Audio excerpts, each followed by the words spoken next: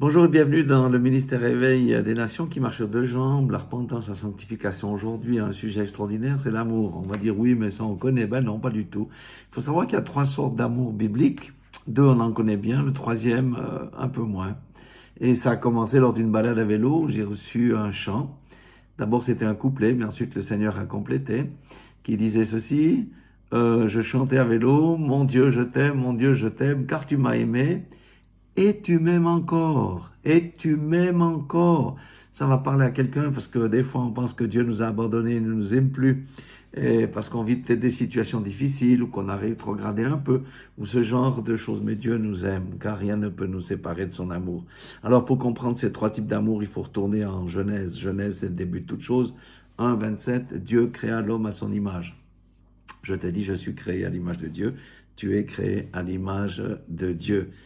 Pour petit rappel, Dieu est amour, Dieu est lent à la colère, riche en bonté, il est bienfaisant, il pardonne, il a un cœur de père, il est gracieux, compatissant, il fait même pleuvoir sur les justes et les injustes. Dieu est amour et j'ai été créé à son image. Donc, si j'étais créé à l'image de Dieu, j'ai la bonté en moi, j'ai l'amour de mon prochain en moi, j'ai le pardon en moi, j'ai la miséricorde en moi, j'ai la patience en moi et toutes ces choses. Sauf que la chute est venue déformer notre image et nous avons pris une autre identité. Mais Dieu avait un plan parfait, c'est grâce à Jésus-Christ. Dans Colossiens 1,15, il est dit, il est l'image visible du Dieu invisible, le premier-né de toute la création. Donc Jésus est venu sur la terre pour nous redonner notre identité perdue, car il est le premier-né de toute la création. Ça veut dire que nous sommes les seconds derrière lui, pour tous ceux bien entendu qui acceptent de se soumettre à lui et qui accepte le salut, la perche qui nous est tendue. Alors, quand j'ai dit il y a trois sortes d'amour, où est-ce que ça se trouve dans la Bible? Matthieu 22, 36 à 40, il est dit ceci. Je vous rappelle, c'est un scribe qui posait la question à Jésus. Quel est, maître, quel est le plus grand commandement? Jésus lui a dit, tu aimeras ton Dieu de tout ton cœur, de toute ton âme et de toute ta pensée. Et voici le second qui lui est semblable, tu aimeras ton prochain comme toi-même. Et là, Dieu est en train de nous dire, tu aimeras ton prochain, oui, ça on connaît qu'on doit faire comme toi-même. Donc, nous devons nous aimer nous-mêmes. Et je dis à quelqu'un, si tu ne t'aimes pas toi-même, tu ne pourras pas aimer ton prochain selon les principes bibliques, parce que tu vas aimer ton prochain pour chercher le réconfort, pour chercher simplement une valorisation. Mais on cherche la valorisation auprès de qui? Auprès de Dieu. On ne cherche pas à plaire aux hommes, on cherche à plaire à Dieu. Et de toute façon, si nous plaisons à Dieu, nous allons plaire à beaucoup d'hommes quand même aussi. Et vous voyez, de ces deux commandements dépendent la loi, toute la loi des prophètes. Donc, les commandements, il n'y en a pas beaucoup, il n'y en a que deux. Tu aimeras ton Dieu toute ta force, ta pensée, ton âme. Tu aimeras ton prochain comme toi-même. Alors, de même que, juste un petit rappel, montrer comme la parole de Dieu est parfaite, le pardon a trois dimensions. Demander pardon à Dieu, obtenir le pardon à Dieu, se pardonner soi-même et pardonner à autrui. Eh ben, c'est la même chose avec l'amour. Donc, nous avons les trois dimensions ici. Aimer Dieu, recevoir l'amour de Dieu, s'aimer soi-même et aimer son prochain. Alléluia, c'est de ça les trois amours. Alors, la question dans cette première partie, c'est comment aimer Dieu. Jean 14, 21 nous donne la clé. Il dit, celui qui a mes commandements et qui les garde, c'est celui qui m'aime. Alléluia. Et celui qui m'aime sera aimé de mon Père. Ça veut dire, il va recevoir l'amour de Dieu. Celui qui garde mes commandements. Ça veut dire celui qui obéit à mes commandements. Et Jésus a dit, la Bible dit que Jésus est devenu l'auteur d'un salut éternel pour ceux qui lui obéissent et non pas pour ceux qui marchent dans la rébellion. Donc la question de l'amour, c'est l'amour déjà de Dieu. Et si on veut aimer Dieu, on l'aime en respectant sa parole. C'est comme un enfant qui veut plaire à son père, qui veut aimer son père. Ben, il va faire ce que son père lui dit de faire. Il va lui être agréable. Donc, c'est ici que c'est très important de comprendre que aimer Dieu, c'est le plus noble des trois amours qu'on vient dont on vient de parler ici. Et aimer Dieu consiste à quoi exactement au plan pratique? à manifester la vie de Christ en nous, alléluia, à manifester le caractère de Christ en nous. Parce que Christ avait le caractère de l'agneau. Amen. L'agneau représente le don de soi. Il donne tout ce qu'il possède parce qu'il donne sa laine. L'agneau est incapable de mordre. Vous pouvez mettre la main dans la bouche d'un agneau, ça vous fera rien de mal, mais essayez de mettre la main dans la bouche d'un cheval ou d'un âne, vous allez voir comment ça va faire. L'agneau est un ongulé, mais il ne peut pas donner des coups de pied. Essayez de prendre une grande aiguille, vous piquez le derrière d'un âne ou d'un cheval, votre figure va être défigurée à cause des coups de sabot, mais l'agneau ne peut pas répondre. Et nous allons voir toutes ces choses en détail. L'amour parfait bannit la crainte aussi, parce que la crainte ne fait pas partie du plan divin. La crainte est un vêtement qui vient du diable. La peur est un vêtement qui vient du diable. Et l'amour bannit la crainte. Alléluia. Nous allons voir que si nous sommes bien alignés sur ces trois sortes d'amour, notre vie va changer, parce que c'est l'amour parfait. Alléluia. Alors, nous allons regarder maintenant, avec un peu plus de détails, s'aimer soi-même. Parce que c'est pas facile.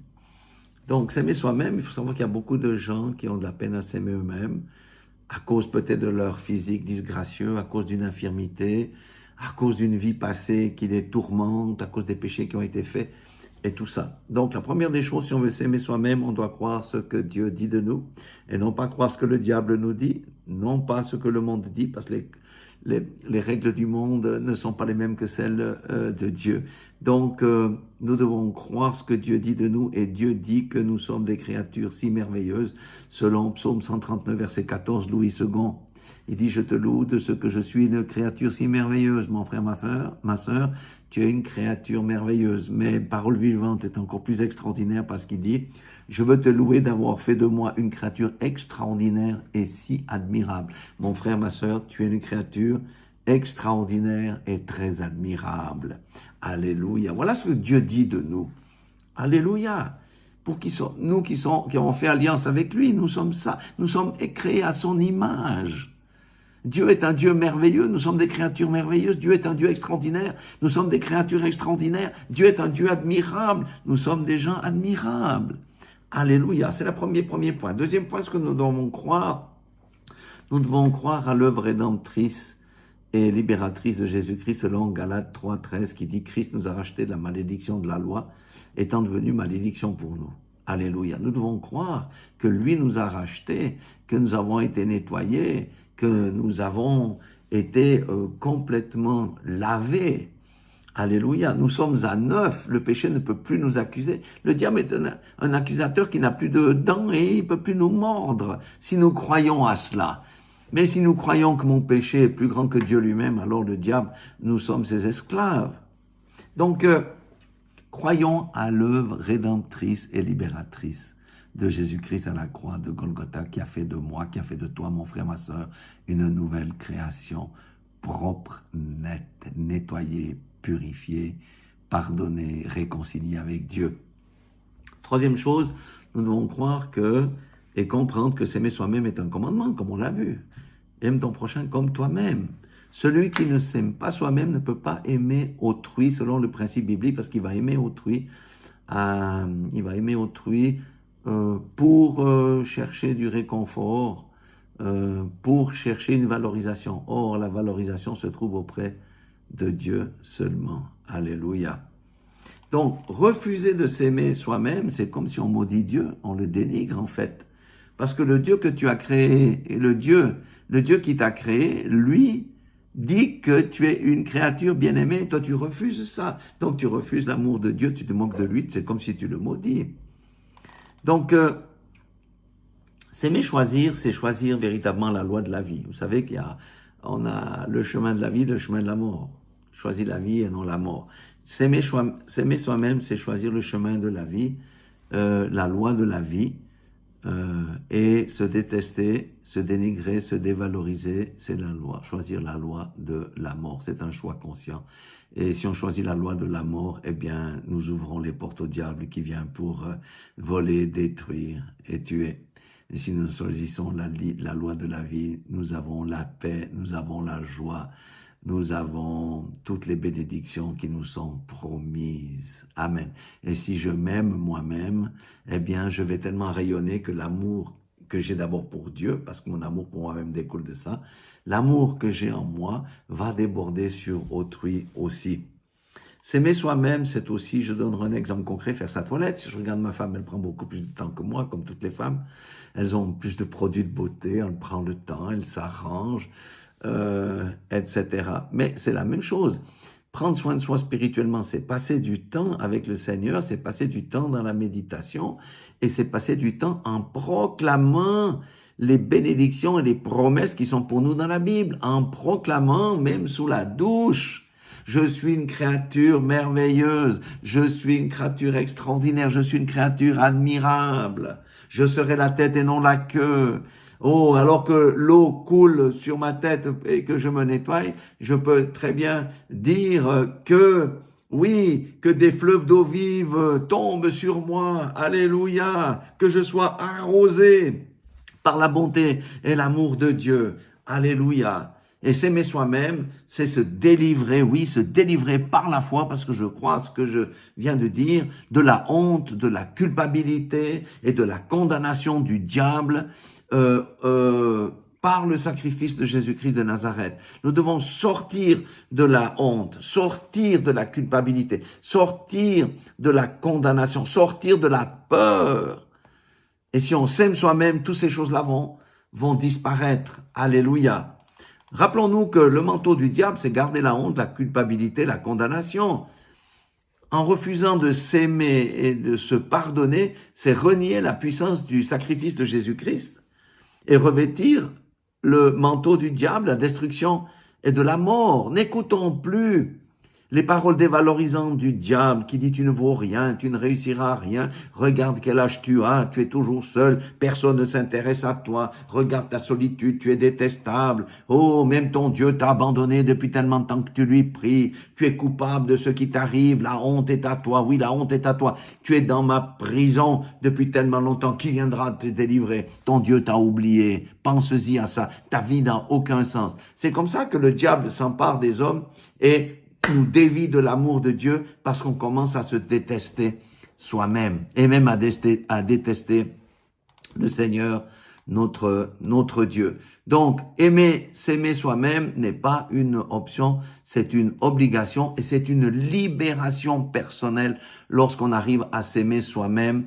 Alléluia. Et on ferme la porte aux maladies auto-immunes parce que lorsqu'on s'aime pas soi-même, on ouvre la porte à des maladies qui viendront détruire le corps parce que le corps se détruit lui-même parce que toi-même, tu ne t'aimes pas. Réfléchissons à ces choses-là. Peut-être qu'une fois, si j'ai le temps, je ferai une petite vidéo là-dessus.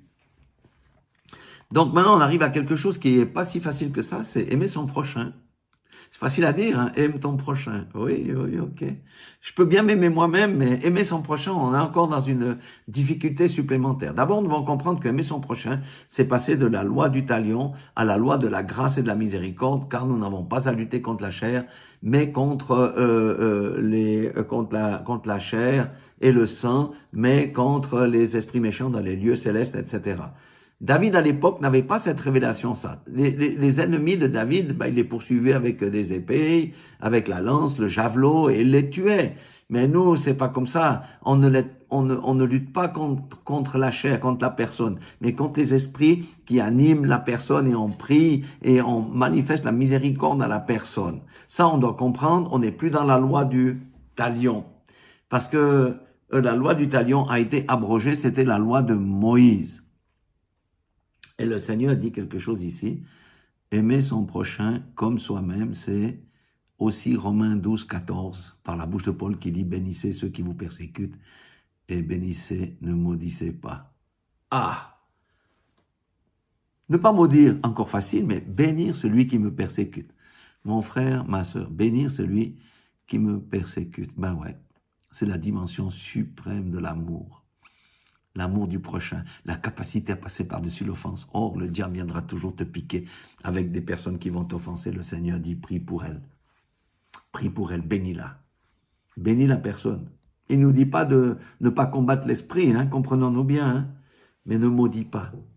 Matthieu 5,38, Jésus nous parle de l'amour d'une autre manière. Il dit, vous avez appris qu'il a été dit œil pour œil, dent pour dent, c'est ce que j'ai dit tout à l'heure, mais moi je vous dis de ne pas résister aux méchants. Quoi? Ne pas résister aux méchants? Ah, mais ça va contre ma chair, ça. Ne résiste pas aux méchants. Et il donne 3 exemples. Le premier, il dit, si quelqu'un te frappe sur la joue droite, tends lui aussi l'autre joue. Donc il s'agit bien de comprendre la culture juive. C'est pas la gifle ou le coup de poing qu'on donne. Ça signifiait, lorsqu'on t'insulte, ne réponds pas par l'insulte.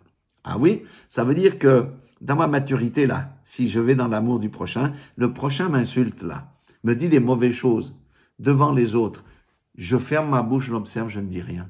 Je ne vais pas me défendre, je ne vais pas rentrer dans le pugilat de la chair parce que c'est là que le diable veut me faire aller pour ensuite venir me bastonner parce que je n'ai pas eu la maîtrise de soi nécessaire. Non, non, non. Lorsqu'on t'insulte, tu peux sourire, ne dis rien, tu dis Seigneur, pardonne à cet homme-là. Oh, c'est glorieux. Quand on arrive à ce niveau-là, je vous assure, vous n'avez plus peur de la vie ni de quelqu'un. Deuxième exemple, il dit, si quelqu'un veut plaider contre toi, laisse-lui ta tunique, mais donne-lui ton manteau. Or, dans la loi juive, le manteau, on ne pouvait, même si on devait de l'argent à quelqu'un, on ne pouvait jamais saisir le manteau de quelqu'un, parce que c'était son revêtement ultime. Bon, alors ça dit quoi? Si on avait le droit de prendre sa tunique, mais pas le manteau.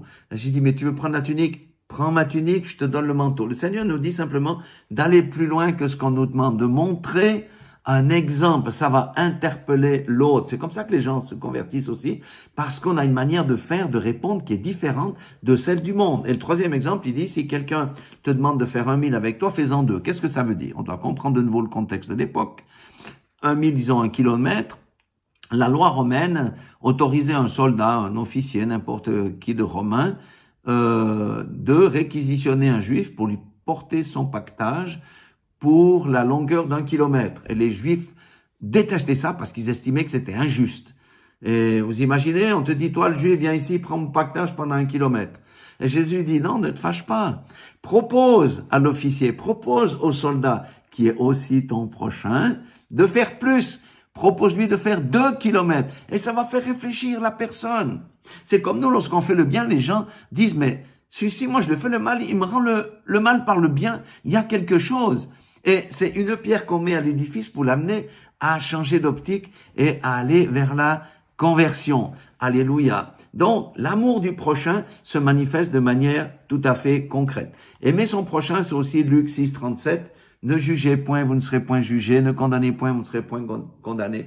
Absolvez et vous serez absous. Waouh, ça c'est aussi un niveau difficile. Ne jugez point. Combien de fois on a jugé les autres? Et souvent à tort. Vous savez, hier, je mangeais avec un de mes bons amis. On parlait justement de ne pas juger, de ne pas condamner. Il me dit, ouais, moi avant je jugeais beaucoup, je condamnais beaucoup, jusqu'à ce que mon fils se suicide. Depuis lors, je ne juge plus, je ne condamne plus parce que on ne connaît pas la vie de la personne, ni la souffrance, ni la situation de la personne. Et c'est vrai. Voilà pourquoi on ne juge pas, on ne condamne pas. Et puis le jugement et la condamnation, c'est le privilège de Dieu. Si on juge et on condamne, on se met à la place de Dieu. Alors nous serons jugés plus sévèrement et nous serons aussi condamnés, absolvés, et vous serez absous, c'est le pardon. Pierre trouvait difficile quand le Seigneur dit, ouais, vous devez pardonner. Il dit, mais Jésus, maître, serait-ce jusqu'à 7 fois? Pierre pensait qu'il allait faire une déclaration extraordinaire. Moi, je suis prêt à pardonner jusqu'à 7 fois, un jour par semaine. Une fois par jour dans la semaine. Jésus dit, non, Pierre, tu n'as rien compris. 7 fois, 77 fois, 7 fois, 77 fois. Ça veut dire à l'infini que tant que quelqu'un vient te demander pardon, tu vas pardonner. Et à la fin, la personne va me dire, mais ce type-là, il est bizarre. Il me pardonne tout le temps. Ça va le faire réfléchir. Le Saint-Esprit va pouvoir utiliser ton pardon pour l'amener à changer d'optique à nouveau. C'est quand même glorieux, l'amour, quand on regarde sous cet aspect ici. Maintenant, les 4 points que j'ai mentionnés, bénissez plutôt que de maudire, ne rendez pas les coups pour les coups, ne jugez point, pardonne, eh bien, ces points-là ont aussi 4 buts principaux. Le premier, c'est manifester le caractère de Christ. Manifester le caractère de Christ. Christ avait un caractère incroyable. Il a toujours été vers les pauvres, il n'a jamais refusé de guérir quelqu'un, il a toujours rendu ministère, il avait le cœur sur la main, il a nourri les foules, il a fait tout ça. Le caractère, il a pardonné même à Judas, même aux hommes, alors qu'il était sur la croix, il a dit, Père, pardonne-leur car ils ne savent pas ce qu'ils font. Donc, Christ, c'est vraiment l'image de l'agneau qui a servi de sacrifice. Et l'agneau, comme je le dis souvent, ne rend pas les coups. Il est généreux, il donne sa tonsure. Et il est obéissant, il suit la voie de son maître. Alléluia, gloire à Dieu. Deuxième point, c'est crucifier nos chairs. Crucifixion de nos chairs. Lorsqu'on bénit nos ennemis, on crucifie notre chair. Lorsqu'on pardonne, on crucifie notre chair qui veut toujours avoir raison. Alléluia. Lorsqu'on ne répond pas à l'insulte, nous crucifions notre chair. Et ça, c'est la maturité. Moi, c'est là que je veux aller. C'est là que je veux attraper. C'est la maturité. Alléluia. Donc, c'est ça, prendre ta croix chaque jour. Oui, parce que le diable va venir te pousser dans ton recoin. Mais le jour où tu arrives à maîtriser l'offense et toutes ces choses, tu vis en liberté, tu vis en liberté, tu n'as pas de sac à dos avec des pierres à porter, parce que quand on pardonne pas, j'ai la pierre du non-pardon de 10 kilos. Lorsque je réponds à l'insulte, j'ai la pierre de l'insulte de 10 kilos. Lorsque je maudis mon ennemi, je marche avec la pierre de la malédiction de 10 kilos, etc. Mais quand j'ai vaincu ça, je suis libre, j'ai la liberté, je suis complètement libéré. Alléluia. Et ça, franchement, c'est juste quelque chose de glorieux. Alléluia. C'est notre chemin de croix. Et le Seigneur va nous donner des possibilités de vaincre notre chair jusqu'à ce qu'on arrive à ce niveau-là. La troisième chose, c'est d'éviter, comme j'ai dit, de se charger notre sac de pierre. Non, marchons léger. La quatrième, c'est laisser à Dieu la possibilité de juger, d'exercer son jugement. Et c'est à lui cette possibilité de condamner. C'est pas à nous substituer à Dieu. Et lorsqu'on renonce à juger, à condamner, on se fait du bien, mon ami. Il y a des maladies qui sont guéries. Parce que lorsqu'on juge, on condamne, on ouvre des portes au diable qui peut entrer pour venir nous détruire, nous voler, dérober, etc. Et puis, aimer son prochain, c'est appliqué pratiquement dans notre vie la parabole du bon samaritain. Un avait voulu faire le malin, demandant à Jésus, c'est qui mon prochain? Il a dit, ben voilà, il y a quelqu'un qui a été frappé par les brigands, on l'a laissé pour mort. Et voilà, il y a un sacrificateur, un qui a la religion, qui a la vérité en lui, qui arrive, il le voit, il le passe à côté, il file. Un lévite qui est aussi dans le ministère, lui, il l'enjambe et puis il passe. Mais le samaritain, qui est un ennemi des Juifs, que les Juifs ne considéraient pas du tout, lui, il a eu le cœur de miséricorde de Dieu. Il a pris en charge, il a payé, il l'a amené à l'hospice, là. Il a tout pris en charge, il a manifesté l'amour. Celui qu'on dit que non, les Samaritains sont des méchants, ils ne méritent pas qu'on vive. Ça, vous savez que les Juifs détestaient les Samaritains. Et que, au temps de Jésus, le prochain, les Juifs considéraient le prochain uniquement comme on va dire que les Juifs étaient uniquement le prochain d'un Juif. Le Samaritain n'était pas le prochain d'un Juif, le gentil n'était pas le prochain d'un Juif. Et dans leur règlement, puisque les pharisiens faisaient des tas de règlements, il était dit même, si tu vois un gentil se noyer, ne va surtout pas l'aider. Vous vous rendez compte? Et Tacite, qui était un écrivain romain, disait que les Juifs, vraiment, ce sont les ennemis des humains. Et c'est pour ça que Jésus a tellement insisté sur le prochain. Qui est le prochain pour le faire sortir du canevas? Le prochain, c'est juste celui de ma nationalité. Donc mon prochain, c'est aussi le baptiste, c'est aussi le pentecôtiste, c'est aussi le luthérien. Il faut arrêter de se bagarrer bêtement contre notre prochain. Alléluia. Et puis, aimer son prochain, c'est aussi, on va dire, manifester le fruit de l'esprit. Alléluia. Si j'ai l'amour de Dieu, je m'aime moi-même et j'aime mon prochain, eh ben, j'ai crucifié la chair et mes passions, selon Galates 5, 24. Et si je marche par l'esprit, eh bien, je vis par l'esprit, Galates 5, 25. Si je suis à ce niveau-là, j'ai la bonté en moi, j'ai le pardon en moi, j'ai la patience en moi. Alléluia. J'ai la bénédiction en moi, je suis une bénédiction pour les autres. J'ai la paix, j'ai la joie en moi. Et tout ça, les autres le voient. Ils disent, mais ce type-là, il est bizarre. Il est tout le temps joyeux. Comment c'est? Parce que j'ai l'amour de Dieu. J'aime Dieu, j'ai l'amour de Dieu.